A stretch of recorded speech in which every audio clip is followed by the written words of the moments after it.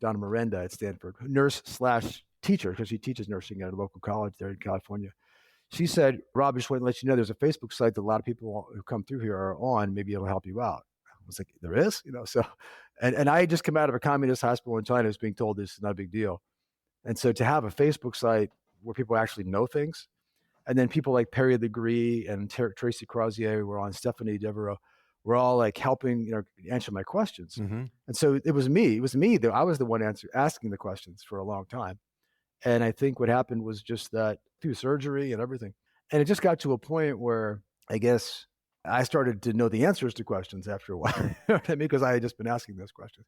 I'm also a journalist too. So like every time I would go to like a new doctor or Stanford, I would always pester them with like dozens of questions.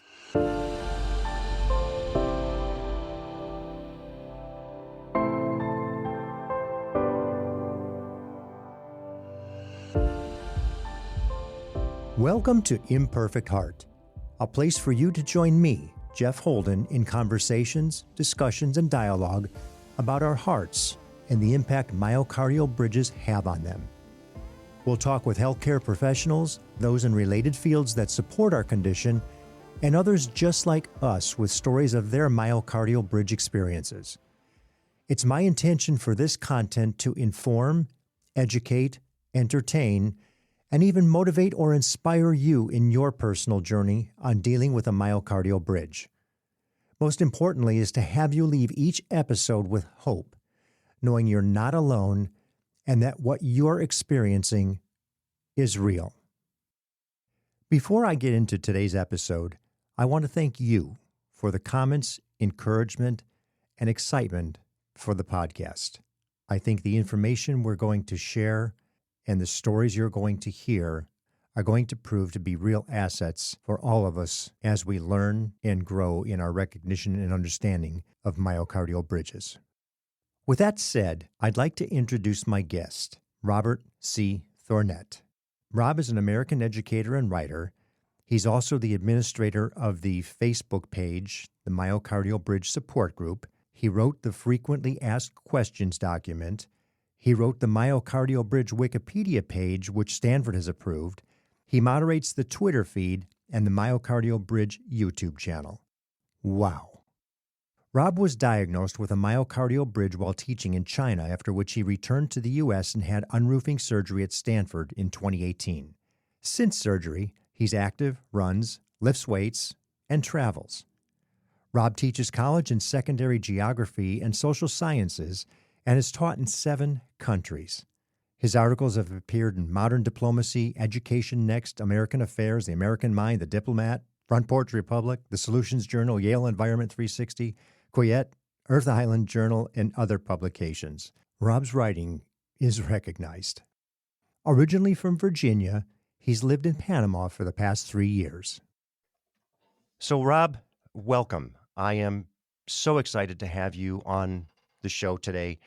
You are, to me, like the rock star of the myocardial bridge support community. You are so involved in commentary and conversation with people who are sharing their information on the Facebook page that you just have such a presence. I couldn't be more excited to talk to you. Good to be with you. And it's nice to be able to talk outside the Facebook site, because usually it's just me chatting with people and stuff like that on messaging. It's good to hear a real voice. Yeah. So for many of us who are familiar, we have an understanding of who you are as this person that responds and has a lot of insight and support and information for people sharing their conditions. There are also people who have no idea that the Facebook page exists as a support community, which is really the purpose of today's episode. Is when we launched the first episode, a lot of people were saying, wow, I didn't know there was anything like that out there. And I thought, boy, before we get into the continuing linear process of diagnosis to surgery to outcome, there's people that are in between this right now who could really use the benefit. And I thought it appropriate, since it's Heart Month in February, let's get that out there and give them the opportunity to be aware of some of the resources that are there for them as well. Before we do that, because we know you as Rob of the Facebook page, tell us your story. How did you end up with this myocardial bridge diagnosis and surgery, et cetera? Just can you walk us through what it was that was your process and how you came to be here? Yeah, thanks. Sure. It's a long story, I guess, but I'll try to do some snapshots through it. Basically, I was a guy who grew up constantly playing sports and baseball, basketball, football. So all the myths, that's one myth we can dispel off the bat, is that if you're athletic or you work out and stuff, then you can't have a myocardial bridge because people with myocardial bridges aren't capable of doing exertion. That's completely wrong. There are professional athletes who have myocardial bridges who have had to stop doing what they're doing. So that was me. I was, always playing sports, but there was always something up. I always would feel like a certain level of sprinting or something, like something's going on. Mm-hmm. And I was like, is it me? Am I out of shape? Am I overweight? Is it this? Is it that? And so I got to my 20s and 30s. I started going to emergency rooms every once in a while, pointing to my chest, literally, like right where it is, where the myocardial bridge was. I had surgery in 2018. And I got the same kind of answers that so many people on our site get. Oh, you probably pulled the muscle in the gym, got gallstones, you're dehydrated, all these types of, we call it junk diagnosis. It's like, the doctor doesn't know what to say, so he just says something like anxiety or dehydration, which doesn't really need proof. So I went through so many years of this, and I'm 49 now. I was diagnosed in 2018 when I was, I guess, just about to turn 45. And by that point, I was teaching in China. I've been teaching in the US, but also international schools overseas. And I was teaching in China. I just came back from a high altitude trip I was on a break at this high altitude place in Western China called Kunming. And the day I came back to regular altitude in the city of Shenzhen, I had literally the day I flew back, I had this big attack, sort of, I guess, sort of mini heart attack or something, some kind of attack. I don't know if it was a heart attack, but some episode. I got real scared, called my brother the next morning. I was kind of groggy. He was, worried about the way I sounded. He's like, go to the hospital. So I went to the hospital and I bounced through 3 different, I think, emergency rooms in that Chinese city. Finally convinced somebody to give me the heart. First, I was told I needed gallstones, and then I didn't have enough sleep. They said I didn't need better sleep. Finally, I convinced them I would pay cash for a CT scan. So I paid cash for a CT scan. I paid like $700, and I had to wait days. Got the CT scan. Is in Chinese, the result, the report, and they said at the bottom a little note in Chinese. I said, "What does that note say?" And they said, "No, it's okay. It's okay. You're fine. Just go ahead. It's okay." I said, "No, what does the note say? I need to know what the note says." So a nurse, the guy at the front desk, translated it. He said, "It says myocardial bridge, left anterior descending artery, mid LAD." I said, "What is that?" He said, "No, it's okay. They said it was okay. It's fine. You can go." I was like, "No, I want to know what that means." He's like, "I don't know." So, I binged it. Bing is in China, Google's blocked. So I binged it, and it said it could cause symptoms. And I said, it does mean something. It is a problem, And so I walked out, and I was literally just walked out of this giant communist hospital, looking out at nothing on these giant marble steps, feeling really alone. Like it's just me and a piece of paper and a piece of film, because it was like a physical film instead of like a CD, like all your shots from your CD. In a language you can't even read. A language I can't read. Actually, I will say the CT was a GECT, so it was actually English. Okay. The technical stuff, yeah. But the report was in Chinese. But at least I knew I had something. I now had somebody said something in a note about my heart, and I've been pointing to this for like a decade. Like there's something's going on here. Next couple of days, I found that myocardial bridges in Stanford. Okay, Stanford University. Emailed a person I found on there, Dr. Boyd, who ended up being the guy who did my surgery. And to make a long story short, they told me, we need to see your CT. You can DHL it to us, overnight. Or I was like, that's $60. And they said, or you can just take pictures on your phone. So I took pictures of each frame on my phone and sent 25 pictures to them up against the window of my hotel room. And they said, you need to come in. We see it. You definitely have it. It's over. Come in.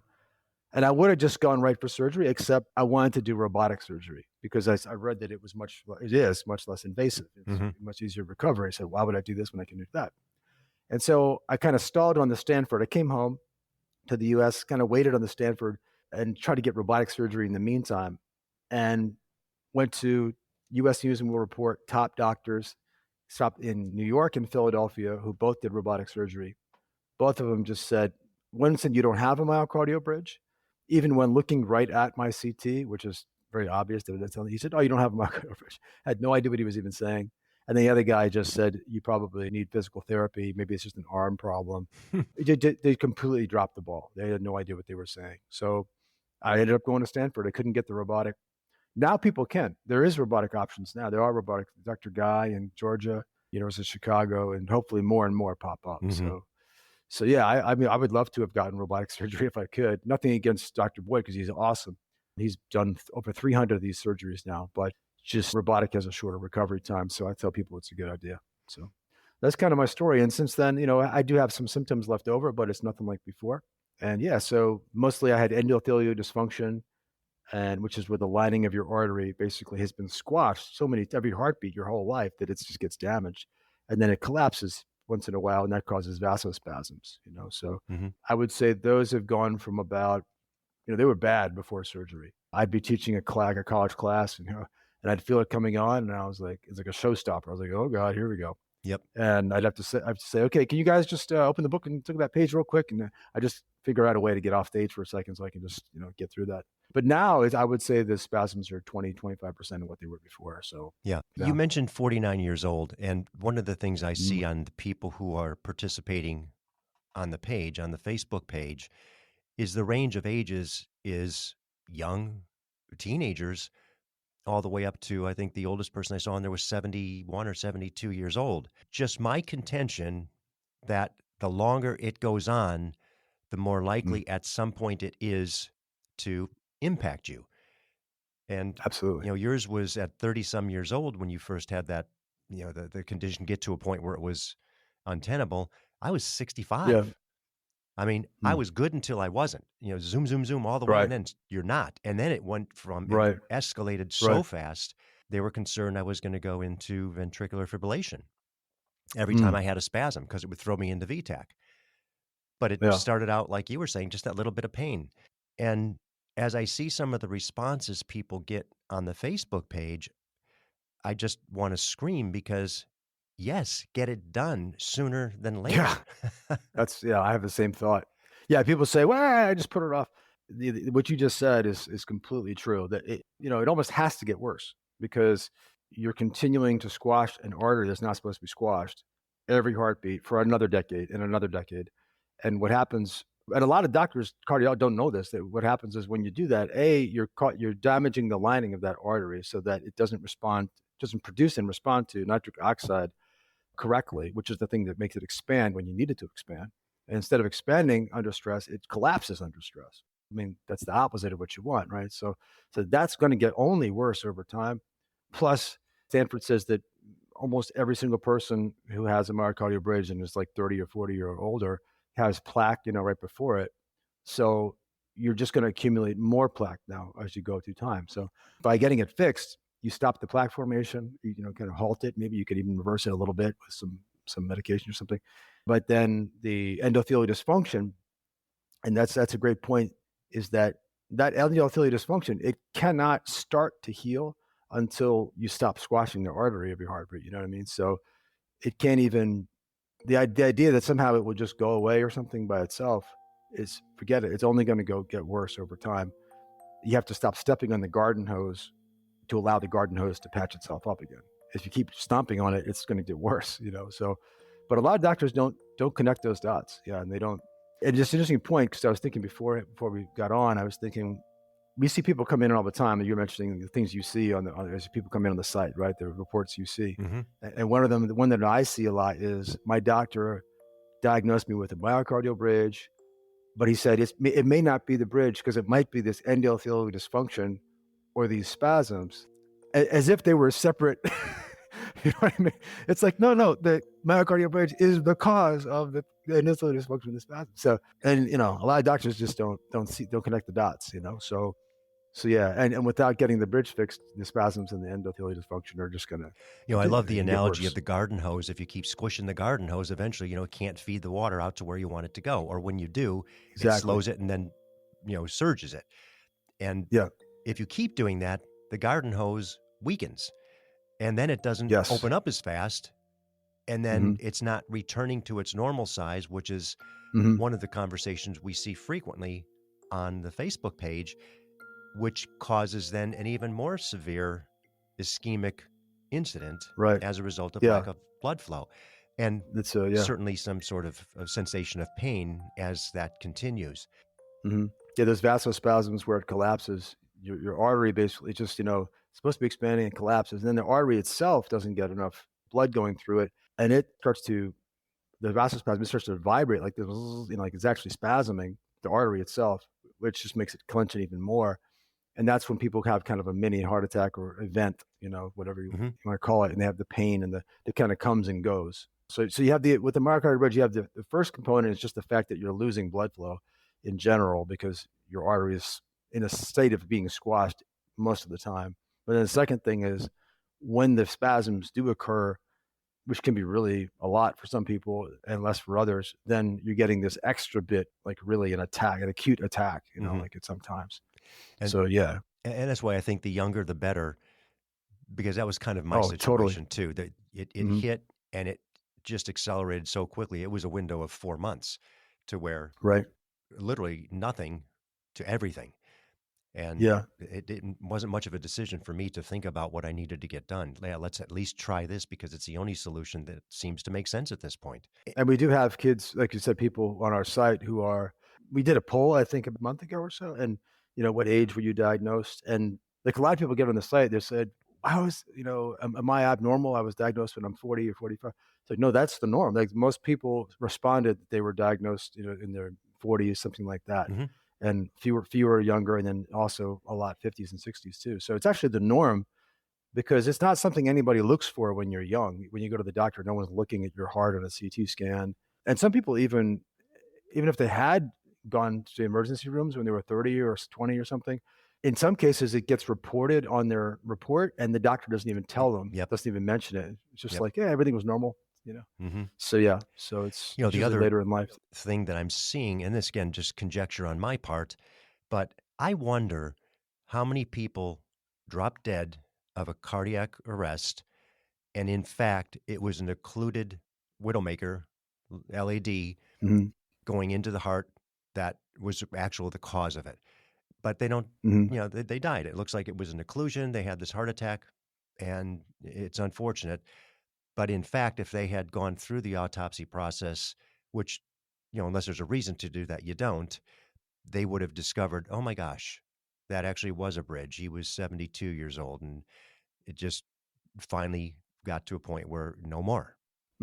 Totally. And so maybe 3, 4, there was Bobby Rhine, Rhine, MLS professional Major League Soccer player, United States, died, heart attack. Only thing they found, myocardial bridge. Oh. So they actually attributed it to the myocardial bridge, I think, in the autopsy. And then Stanford, Dr. Schnitker, who's, if people aren't aware, is the lead, the kind of team leader of Stanford's myocardial bridge team. And also people should, like most places don't have a myocardial bridge team. Right. There's only like 2 or 3 that I can think of, on Earth. Yeah. So I think one of the reasons she got into the field in general is that she noticed a study from Brazil where a professor who was 43 died on a treadmill in a gym, and there was nothing explaining why. He just myocardial bridge. And then she's kind of scratched her head like, oh, wow, how could that, be happening? So we have in our frequently asked questions document, our FAQ document, which used to be like 2 pages and now it's like 50 or something. At the end, we have lots and lots of studies listed and sources and everything else. But I think there's 2 pages maybe of reports and studies of people who died, and it seems to be linked to a myocardial bridge. It's getting even from the news. Was it Chris St. John, a soap opera actor who was a combination of myocardial bridge and other things. And Harry Morton, I think, some millionaire guy, he's died and myocardial bridge was found. But then also more like scientific reports too. So it's just like it pops up all the time. So we go through the process. You have your surgery. Things are better. How about medications? Any changes in your life dramatic that you had to make that post-surgery were impactful? Yeah. So I had never been diagnosed with a heart issue before this. So I was never on any heart medications. No one even suggested it, before that. And then when I went to Stanford for the testing, you have to, to follow the protocols, they have to like try medication, so everybody knows it's not going to fix your myocardial bridge. Right. It's not, the medication is not going to go in there and pull a piece of muscle off of an artery, but they have to do it because it's just a step. So they give me Bistolic, which has some other name like Nevbiol or something like that. It was a living hell for maybe 3 or 4 days I tried it. That's just my experience, meaning that my whole life seemed to come to a grinding halt. I felt ultra tired. I already have kind of low blood pressure and low heart rate already. Mhm. So that's me. She said sometimes Dr. Snicker, when people take these meds, they sometimes feel like they get hit by a bus. So that's kind of how I felt. Mhm. So it didn't work. And I was just like, that was it. 4 days. That's all I needed to see. And yet other people take meds beforehand and they take meds after, and they really helps them a lot, Mhm. So I also didn't really feel that good. I tried the nitro, I should say, too, the nitroglycerin, to open your arteries right after surgery. But that just kind of made me got a head rush. I just didn't feel like I needed it, and I didn't want to add anything that I didn't need. Mhm. So yeah. But having said that, a lot of people really their symptoms have been at least reduced, at least mitigated by these medications. So Agreed, and I yeah. understand in some cases that's the only option they have because of the structure of Yeah. their bridge or the way that the maybe multiple bridges in their heart. So, Mm. at least there are options to Yeah, for sure. help alleviate some of those symptoms. And I recall in my Mhm. case, like you were describing, you'd have that sensation of, oh gosh, here comes a spasm. I know what it's going to Yeah, feel yeah, like. It's going to hurt like hell. I'll get through it, and then it yeah. stops. Mhm. Before I actually finally decided to act on this whole thing, I was eating nitro like Mhm. M&Ms. I mean, I'd have Really? 5, 6, 7 episodes during the day, but the Mm. nitro didn't work. They said, "Here, take this when it happens." I would take it, and it'd be like, It could make it worse. It it, could make spasms worse, they say, yeah, it didn't. so It certainly didn't make it any better. oh, wow. The But they just kept telling you to keep taking them, like, yeah, yeah, well, more nitro? to manage until we get to you, Yeah, figure yeah. out what the heck is going on. So, Yeah, it's a good point that people have really diverse experiences, 'cause I'm no expert in the meds because I didn't take many, but I do know from the stuff on the site, and we have like 1,750 people on the site right now, so it's a lot of people's yes, experiences and coming that's through. that's worldwide, which is so neat to Yeah, see and communicate with people from Pakistan or Ireland or yeah. Spain or wherever it may be. Pakistan, Ireland. We have and just a side note on this, it's bizarre because there's people in Pakistan who have had surgery because their doctor just got it. And there's people in very wealthy modern countries, Australia, Ireland, who can't get surgery because no one no, everyone's like, no, I don't think it's something I Right. want to do. And so it's just bizarre how nobody reads these studies. Like you'd think someone comes in with the myocardial bridge, a problem, let me go home and do my homework on it. Because I'm a teacher, so if somebody asks me a question in class, I don't know the answer, I get that feeling like, okay, I probably should read about this so I have something to say next time. Doctors sometimes don't do that. They don't read even the Wikipedia page that's out there. So it's bizarre. So yeah, but What got you from surgery, post mhm. surgery, healed to the Facebook page? Well, what happened was when I first contacted Stanford, I was still in China. It took me a while to get the surgery because, like I said, I came home end of April 2018, and then I, was kind of up in Massachusetts floundering trying to get insurance midway through the year, because the system you're supposed to get it in the beginning of the year. I had to prove I came home from overseas to get mid-year insurance. It took Mhm. me till June to get the insurance. And then I tried to get the robotic in Philly, robotic in New York. It didn't work. Finally, I went to Stanford, and they were always on vacation in the summer. So it wasn't until December that I had surgery. So it was a good 6 months, 7 months there. But right at the beginning, when I was in China and talked to Dr. Boyd, the nurse, who is rock star Donna Miranda at Stanford, nurse slash teacher, because she teaches nursing at a local college there in California. She said, Rob, just want to let you know there's a Facebook site that a lot of people who come through here are on. Maybe it'll help you out. I was like, there is? So, and I had just come out of a communist hospital in China, was being told this is not a big deal.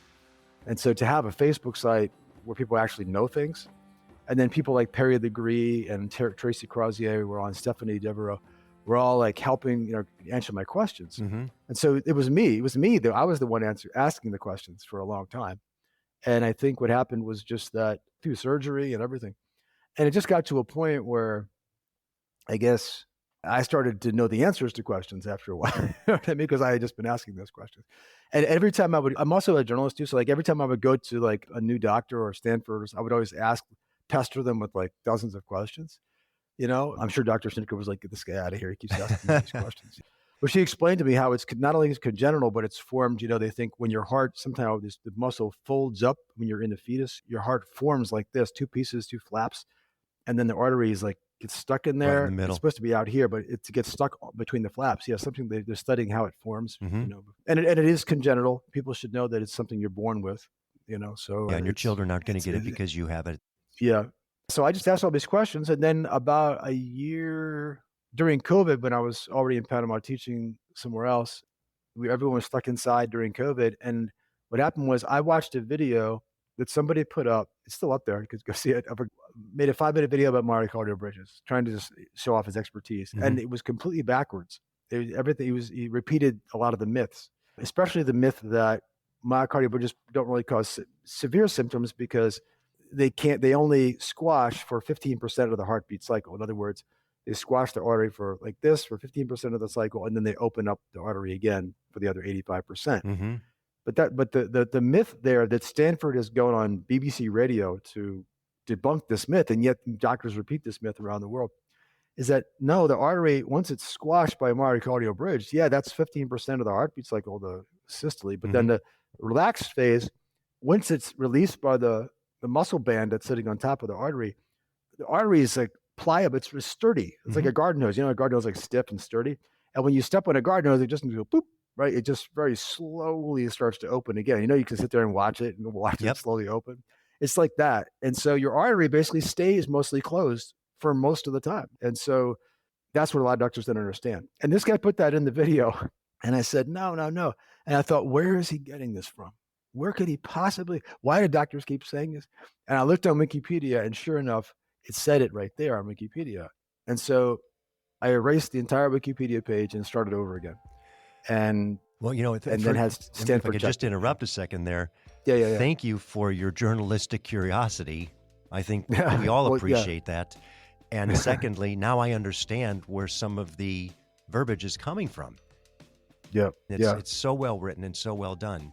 So Hmm. continue on the Wikipedia page. At that point, that was a year. That was like February of 2020 during COVID. So I had been kind of on the case now for almost 2 years, a year and a half to 2 years of just trying to research this stuff. So I knew quite a bit at that point. And what I didn't know, I wrote the whole thing and everything, and had all these, studies and references at the bottom. But then I sent it off to Dr. Schnicker and Donna at Stanford. I said, I just want to let you know, I wrote this Wikipedia page because it was dispensing false information. And I got a lot of stuff on here from you and from other doctors, et cetera. Would you mind checking it? Just to tell me where just hit me, tell me where I'm wrong. And they made, 4 pages, they made corrections, and they said, otherwise it's great. It's great. So we're glad that it's out there getting the word out. So now that's there, and things just started to change. All of us, I noticed like little by little, like doctors start to be like, okay, maybe you should have surgery. And so it's just a piece of a larger puzzle, but it was a nudge in the right direction. But it's just amazing how something like that can happen. Mhm. Somebody writes a Wikipedia page with false information, and doctors around the world are looking at that, and diagnosing people based on Dr. Wikipedia, basically. So Right. it's important. Yeah, it's strange. So that came concurrent with the Facebook page introduction. And now you're Yep. one of, I believe you said, 6 administrators on that Facebook page? 6 administrators. And the funny part is that the guy who started the page he's been on there so long, he's no longer administrates. He was kind of been there, done that. Yeah. Which is great. I didn't start the site. I want to be clear. I didn't start it. But yeah, I just kind of got on it, and thank God he started it, because Yes. otherwise. As you now look at how many years, 3, 4, almost 6 years into from surgery to actually being really, really involved, because I know that Yep. is not an easy process to be an administrator on that page, and I can see how often you comment. I mean, I tried every day just to go in and see what's happening, and if there's somebody I can offer something to, I do. But Mhm. it's quite a process. As you've been in it now for some time, what would you say you've seen over the period of this last 5 or 6 years in terms of not only the responses and questions of the people who are actively engaged on the page, but even more so, are there any really crazy stories that you've seen or situations that have come up that we should share here? Yeah, a lot of crazy stories. But just first, just quickly at a general level, I've seen that like when I got on, there were 200 and some people. Now there's 1,700. So Mhm. there's been a rapid amplification, of the message, thanks to the people on the site who go out. Like people go to Chicago, and then they tell Chicago doctors, University of Chicago is a big center Right. for myocardial bridges, and they get the message. Then those guys are on our site now. A lot of the Yes. surgeons are now on our site, so they're getting stuff back. There's more communication, better communication. And so it's easier when people come in and say, my doctor said this, my doctor said that, I can't get surgery. It's easier. We have more ammo now. We have Mhm. videos on YouTube. We have the frequently asked questions. We have people can easily get past the roadblocks in terms of answering those questions and helping the people out. And so they can move around and maneuver quicker now, I think. But yeah, some of the stories. So we have stories of people who were forced to get surgery in countries like Belgium, where there was a cyclist who didn't even have symptoms. He went in and they found this huge bridge. It was like 7 centimeters, something like that. And the doctors told him, we're not going to sign off on your racing permission slip because he's a competitive cycler until you get this surgery, because this is too big. It's huge. And meanwhile, we have somebody, like in Australia and Ireland, who are in these very advanced countries, and the doctors just won't even talk about surgery. Mhm. And it's like, that's weird. So, people that want to get surgery can't get it. People that weren't even looking for it are forced to get it. It's just random. We have a guy, this is one of the wildest stories ever, baby, just recently, who is from Europe. He and his partner are from Europe, and they got diagnosed in Europe. I think it was Sweden.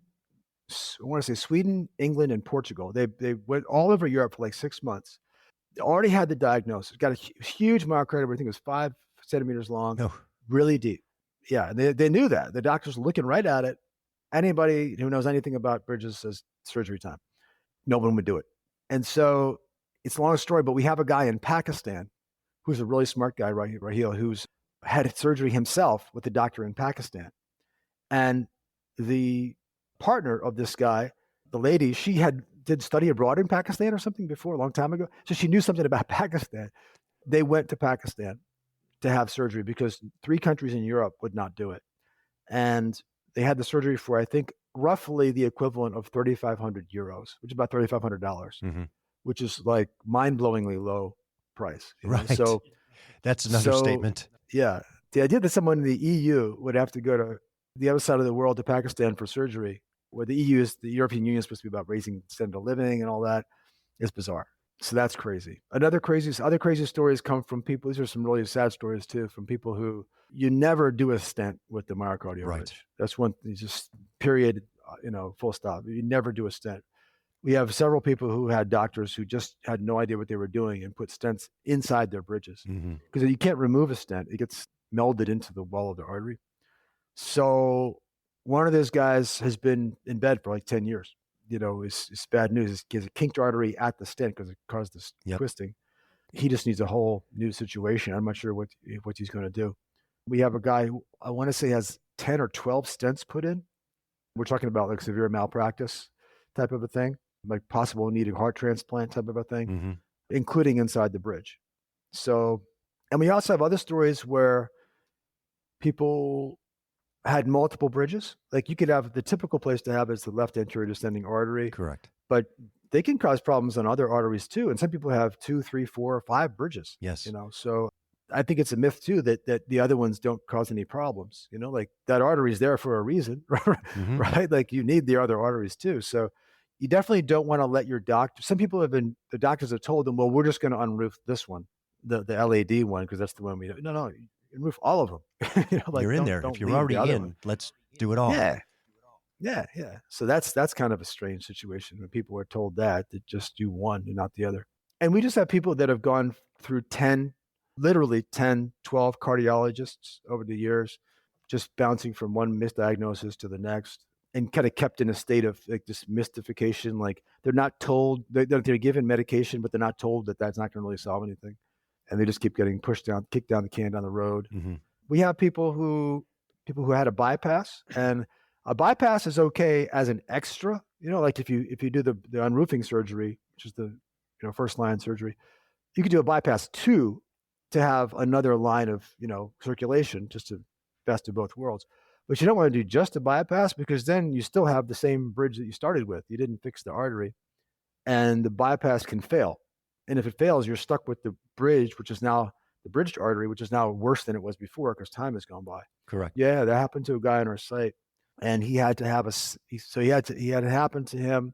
It failed, and then he came to Stanford 5 years later, was really doing bad. Thought he might not live, past another couple of years, and he had to have a second open heart surgery. So to have the unroofing, and now he's good. Now he's working. He's out. He still has some symptoms left over, but like he's much better than he was before. I think that's the important information we can get out for all of us, everybody that's got this symptom, to be Yeah. aware that there are so many stories. We're all unique. Everyone is a little bit Mhm. different. No two are exactly alike. And That's the right. process is the similarity. The process to cure this, to the degree that it can be cured, at least minimize the symptoms, Mhm. is something that can work for so many of us if we can get to the right either cardiologist or surgeon or care team to agree and identify. That's Yeah. the big applause that comes for everybody that's involved in the Myocardial Bridge Support Group Facebook page. Is it's such a service to so many people. There's there's 1,800 people on there, globally. But of those 1,800, what the fan must look like as it Mm. goes out from there, and people say, "Hey, no, it is real. My symptoms are real. The debilitating effect of this is real." I was surprised, and when you were getting your diagnosis in China, they didn't add, "Oh, you're just stressed. We're going to give you some Right. Right. Valium. Right. Right. You'll be better." Right. Yeah. As so many people get, they start Yeah. they Well, I was gonna start say with that that's the number one junk diagnosis is anxiety, is right, right, because it's a chicken and egg, because you do have anxiety usually when you have a myocardial bridge, because what's happening is you're having squashed artery, less flow, less to your heart of oxygen, plus the spasms, you make it even worse. And you get this emergency signal to your brain, like, hey, not enough oxygen. And so, but it's the symptom, it's not the ailment, it's the symptom of it, right. so it's an easy diagnosis. It's the easiest one of all, because you don't have to have a scan or a blood test to show anxiety. You just say anxiety, and then you just let the person Well, go. and what So what creates yeah. more anxiety than anything? You think you're having a heart attack. It's like, Yeah, and not knowing why. Yeah, right, exactly. Totally. right. Yeah, Of yeah, course I'm yeah, anxious. Of course I'm stressed. yeah. What Why wouldn't I be? Mhm. exactly? What's next for Rob? You're a writer, a teacher. You're in Panama now at this point in time. What do you see happening, next in your life? Well, a couple of things. Like, on the general front, I'm not sure how much longer I'll be in Panama. I've been here, 3.5 years so far, and I may just move on to another country or back to the U.S. Probably keep teaching at least for a while. I taught college before, but without a PhD. I was taught for 6 years with a master's, so I always kind of have that PhD thing in the background. And the Uh-huh. funny part is, like, even when I went for a master's, I was like, I know there's something wrong. This is before I got diagnosed. I said, I know there's something wrong with me. I was like, really tired when I was studying, and everything. I said, should I just put this off until I get this, whatever this is, until I identify it and get it fixed? And I think a lot of people are like that, right? Probably on our sleep. Just they know something's off, and their life's just not hitting on all cylinders. Right. They're so tired all the time, but you still have to live life. You still, you know what I mean? It's like you have to make that choice. Like, okay, how much can I do? Hmm. So it's a weird thing. But I guess now that I passed at least the surgery part, the PhD looks a little easier now. So that might be something to finally finish that. In terms of more immediate stuff, and I still want to get married and have kids and all that. I'm sort of put that off too, as another thing, because I knew something was up. I knew, I was just having these medical issues. I knew I had to Well, get this that is a fixed great first. plug because you're going to be on the podcast now. We can see you on the Facebook page. This may be the best Yeah. dating service ever. Yeah, yeah, yeah. It's got to be better than Tinder, right? So. And actually, on a practical standpoint, I've been mentioning to a few people. I didn't want to post anything just yet on the site, but I'm doing this thing that some other people, I think 4 people on our site have done it. It's called EECP. It's this counter Hmm. pulsation thing. If you I've look seen it it. up, and it's just non-invasive treatment. Yeah. And you do 35 hours. You do each day, you do an hour treatment, Monday through Friday, 35 hours. And the guy I'm doing it with in Panama actually is the guy who brought it to Panama for the first time. And they say you usually notice results, or some starting to notice something after 10. I've done 11. I'm definitely noticing things. It basically, like, pushes all this blood up into your upper body for an hour, and then that stimulates the arteries to a produce more whatever the receptors are for nitric oxide, so the endothelial function gets better. But also it stimulates the creation of new collateral arteries, like extra arteries, like Hmm. branches, and that continues for months after, or maybe longer than that, after you finish the last treatment. So I've already noticed. I'm just hoping it keeps going. It's already improved just in the 10 that I've done. I'm hoping it continues. So, if it does, it's good. So, Good. I think we're all going to be anxious to see what that outcome is as well. And You I know, learned that's something I learned from the site. Yeah. if there was one thing that you would say was most dramatic or impactful in your life post surgery, what would it be? Post surgery, the site, the So, Facebook site. maybe the ability to help people with the site, or the site itself was most. Just the whole experience. I don't even look at it as like, yeah, exactly. Like, just I'm on there like every day. Like, it's almost like a non-effort. Like, I just get on there and I see people have questions, and I know the answers to their questions. You know what I mean? And I can see but each person's unique. They have a new little situation. So if you have somebody out there who really needs help, and you know that you can help them, it's just a great, you know what I mean? You can just jump right in and help them. They're mystified by what their doctor told them. And then you look at it, you're like, yep, I'd be mystified too. That happened to me. But let me just tell you this, and this. And they, oh, okay. And then they just see what's happening. And then it's just like, now they get it. And then they go, that little nudge takes them to the right path. Then you see 17 other people chime in, and it's like, all right, I'm not alone on this thing. Yeah, for sure. Well, before we leave, I do want to have you identify the Instagram handle, and maybe just give us a litany of the options that are out there. There's a YouTube channel, the Instagram, as well as the Facebook page. Could you just go through each of the addresses for those? Yeah, so we have the Twitter is MB, like Myocardial Bridge, MB Research Info, all one word, MB Research Info as one string, and then just you'll find that. And then the YouTube has like a crazy handle, but it's, if you just Google Myocardial Bridge, a lot of different stuff will come up. But if you Google, we have 4 big videos about myths. Myth number 1, myth number 2, myth 3 and 4. So if you Google like Myocardial Bridge, not Google, look in YouTube for Myocardial Bridge, and then like myth number 1, or number 2, number 3, number 4, those should come up. And those were like things that come up so often when people go to doctors, and they're used to prevent people from getting surgery. That's the effect of them. So if you can kind of get past those myths, then people can see, oh, okay, maybe this doctor doesn't know it's the opposite of that, actually, So, and that helps to kind of break out of that. We call it the spin cycle. When you get stuck with a doctor who really doesn't understand it and refuses to learn. Because we've had people print out whole studies, print out the FAQ, print out the Wikipedia page, hand it to the doctor, and the doctor literally refuses to look at the paper. Like will not learn. So that's unfortunate. And then we have other doctors, like obviously Stanford's always learning. Dr. Guy in Georgia is always learning. These different doctors who are the kind of doctor you really want, who's a lifelong learner and always knows that there's more that they could know, So, so that's great too. Yeah. So I think we've those are two big, the YouTube and the Twitter. Yeah. We've now got a female surgeon. There was one in Texas, in Galveston, Texas. Is that the one? There was a female surgeon there. In the FAQ document, we have, I don't know, 20 something surgeons who are listed all in the U.S. and are in different parts of the world who have done the surgery, who are not like we think they might, but we know that they've done it. So would you be okay if we took the frequently asked questions and the list of doctors and just put them up on the website? Oh, no problem. It's always growing. The doctor list is always growing. U.S., we've got 20 something states. And the other thing is too, is there's other doctors out there who have done it. We just don't know them yet. And so, you know what I mean? So it's like fishing, they're out there somewhere. And we should say too, like, here's just a quick myth that we should maybe, should get out there too. There's this myth that like Stanford is the only one doing this, right. So like doctors will tell patients, well, that's just Stanford. They're just making a lot of money off of this thing. They're not aware that like a lot of the studies that we're using are actually from China. You know what I mean? Like, I don't even have a Chinese doctor because that's another world over there. They've got plenty of doctors doing unroofing in China. So we have China.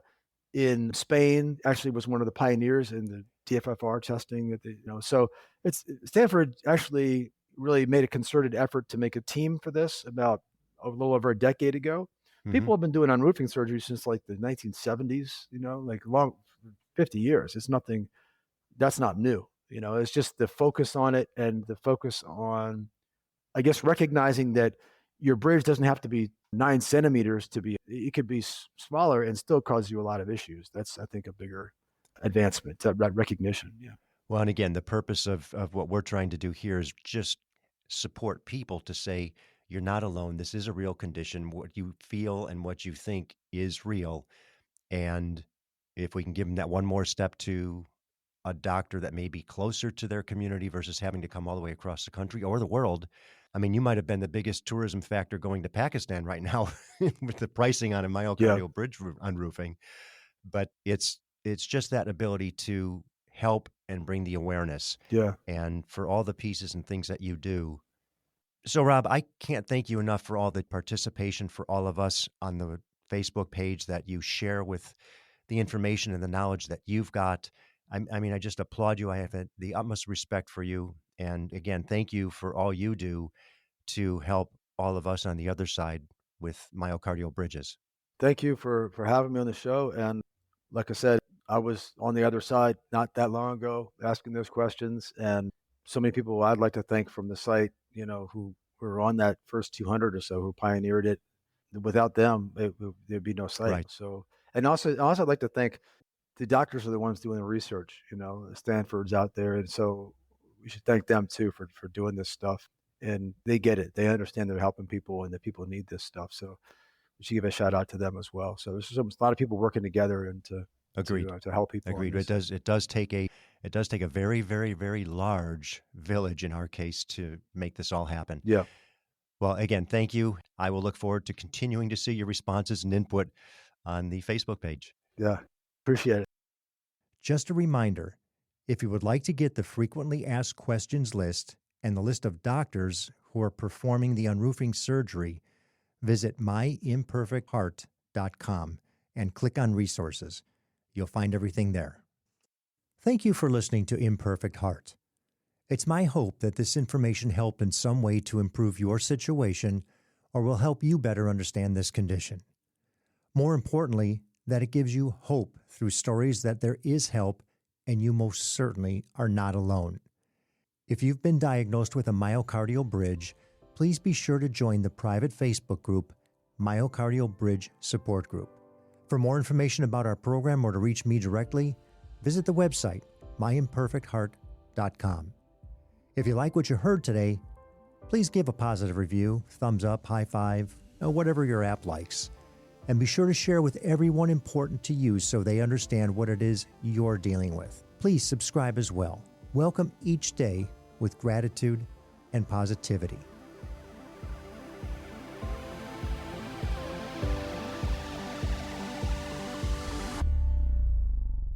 The views and opinions expressed in this program are solely those of the host and the guest and are not intended to provide, nor are they a suitable substitute for, professional care by a doctor, therapist, mental health professional, or other qualified medical professional. Imperfect Heart is a production of Hear Me Now Studio.